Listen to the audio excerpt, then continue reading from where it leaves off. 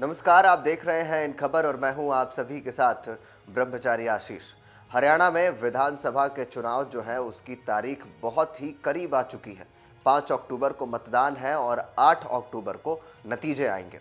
ऐसे में जो अंतिम समय है उसी दौरान सियासी समीकरण में जो लगातार बनते और बिगड़ते नजर आ रहे हैं और ये सियासी समीकरण के बीच कहीं ना कहीं कोई अपनी गोटी सेट कर रहा है तो वही दूसरी ओर कोई चुनावी बिसात बिछा रहा है।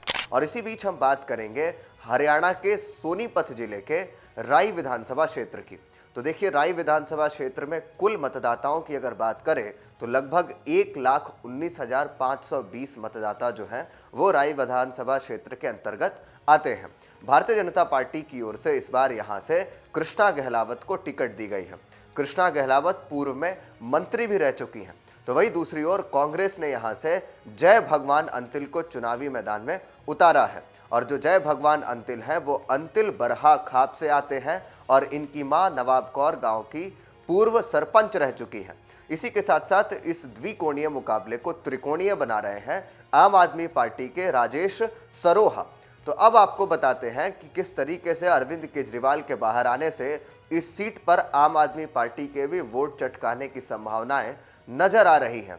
लेकिन अगर हम 2024 के विधानसभा चुनाव को ठीक तरीके से समझना चाहते हैं तो हमें 2019 के भी विधानसभा चुनाव के नतीजों पर एक बार नजर डालनी चाहिए। 2019 के विधानसभा चुनाव की अगर बात करें तो राई विधानसभा सीट से भाजपा के मोहन लाल बडोली जो है उन्होंने यहां से जीत दर्ज की थी। बडोली ने कांग्रेस के जय तीरथ दहिया को यहां से हराया था। इसी के साथ साथ बडोली के बारे में एक और बात आपको बता दें कि ये हरियाणा के भारतीय जनता पार्टी के प्रदेश अध्यक्ष भी हैं और इस बार बडोली राई विधानसभा सीट से चुनाव नहीं लड़ रहे हैं और अब की बार ये सीट जो है वो कृष्णा गहलोत के खेमे में गई हुई है। अब बताते हैं कि 2019 के विधानसभा चुनाव में बडोली को 45,377 वोट मिले थे, जहां वही कांग्रेस के तीरथ दहिया को 42,715 वोट मिले थे, जबकि जननायक जनता पार्टी के अजीत अंतिल को 17,137 मत प्राप्त हुए थे। तो कहीं ना कहीं बडोली जो है वो कई साल बाद इस क्षेत्र से जीत करके आए। महज 2000 के ही वोट के जो अंतर से इस बडोली इस क्षेत्र से जीते थे, मगर बडोली की ये जीत बड़ी खास थी उस समय और इसी वजह से बडोली को हरियाणा में जो प्रदेश अध्यक्ष का पद होता है भारतीय जनता पार्टी का वो सौंपा गया और इस बार बडोली ही इंटरनल कामकाज जो है वो देख रहे हैं।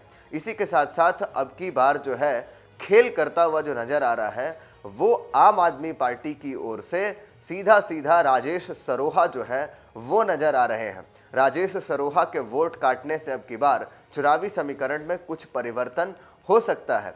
इसी के साथ साथ आपको बताते हैं कि 2019 में कांग्रेस की ओर से जो चुनावी मैदान में थे वो कहीं ना कहीं इस बार का समीकरण भी थोड़ा बिगाड़ते हुए नजर आ रहे हैं। तो जो जय तीरथ दहिया है वो अब की बार अगर कांग्रेस का जो वोट है वो काट लेते हैं तो ऐसे में बीजेपी के इस क्षेत्र से जीतने की संभावनाएं प्रबल हो जाती हैं। कृष्णा गहलावत के जीतने की संभावनाएं प्रबल हो जाती हैं, मगर क्या कुछ होगा वो इस चुनाव में देखने वाली बात होगी। तब तक के बाकी के अपडेट्स के लिए देखते रहिए इन खबर और कमेंट में अपनी प्रतिक्रिया जरूर व्यक्त करें कि अब की बार राई विधानसभा क्षेत्र से कौन बाजी मार रहा है।